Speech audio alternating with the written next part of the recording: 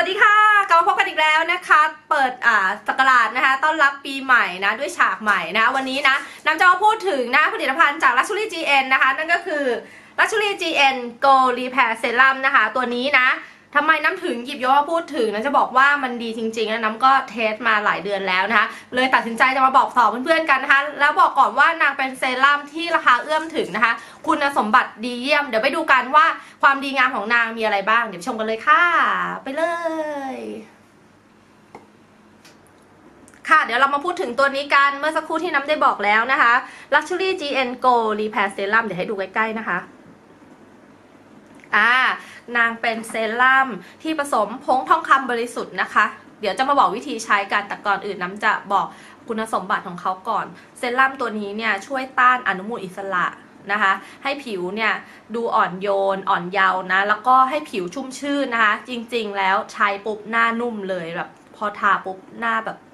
ผิวชุ่มชื่นแล้วก็กักเก็บน้ำได้นาน24ชั่วโมงด้วยนะคะแล้วก็ช่วยฟื้นฟูและปกป้องผิวจากมลภาวะเช่นแดดลมควันฝุ่นอะไรต่างๆนะคะเพราะว่าสิ่งพวกนี้เนี่ยจะทำให้หน้าเราเหี่ยวหรือย่นก่อนวัยนะรอยตีนกาตีนกูอะไรมาเพียบเลยเราต้องใช้ตัวนี้นะคะรับรองว่าเขาจะช่วยฟื้นฟูให้สภาพผิวเราดีขึ้นนะคะลดการเกิดริ้วรอยก็คือพอใช้ตัวนี้ไปเขาก็เข้าไปฟื้นฟูผิวหน้าเรานะจากที่มีรอยต่างๆก็ใบหน้าคือจะเริ่มดีขึ้นนะคะแล้วก็ช่วยต้านการอักเสบของผิวนะแล้วจะบอกว่า2 สิ่งนะคะที่ตัวนี้ไม่มีนะบอกเลยว่าไม่มีจริงๆ1คือสเตียรอยด์นะคะ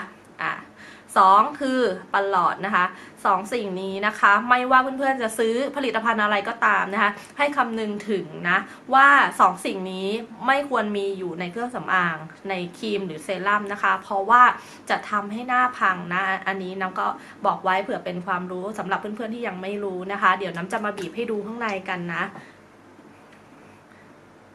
นี่นะคะคือ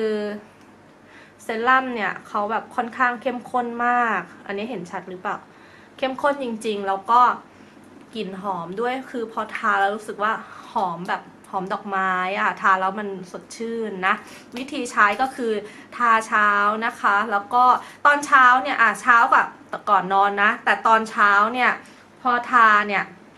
ก่อนลงเมคอัพนะคะใช้ตัวนี้นะทาแล้ว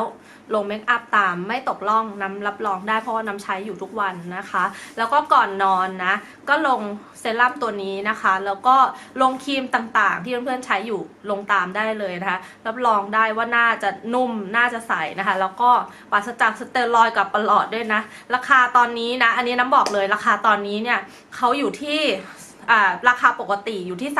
350แล้วตอนนี้จัดโปร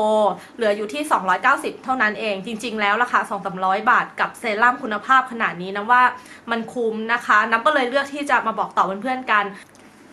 ค่ะจบเรียบร้อยแล้วนะคะสำหรับคลิปนี้นะคะก็ถ้าเพื่อนๆสนใจนะน้ำจะใส่ที่สั่งซื้อนะสามารถสั่งซื้อได้ไว้ใต้คลิปนี้นะคะแล้วก็ฝากเพื่อนๆนะคะเป็นกำลังใจให้น้ำด้วยนะคะในการกด subscribe นะคะในช่องนี้อย่าลืมกดนะคะแล้วก็เข้าไปกดถูกใจกันใน Facebook Fanpage Luxury GN นะคะแล้วก็ใน Instagram follow กันด้วยนะคะใน Luxury GN